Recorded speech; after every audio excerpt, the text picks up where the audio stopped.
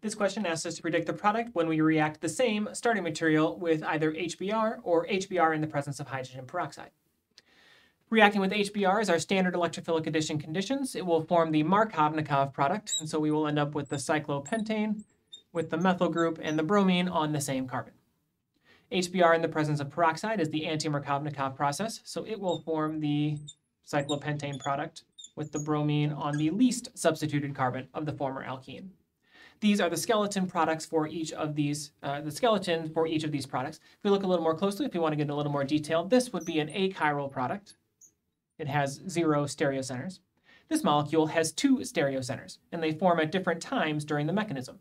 So we get a cis version, where both the methyl and the bromine are on the same face of the molecule, and this would be racemic, plus minus.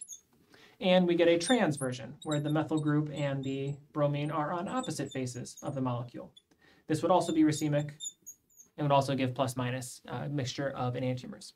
So these are the skeleton products for these reactions, and if you want to drill a little bit further, we also can predict the stereochemical outcome of these reactions.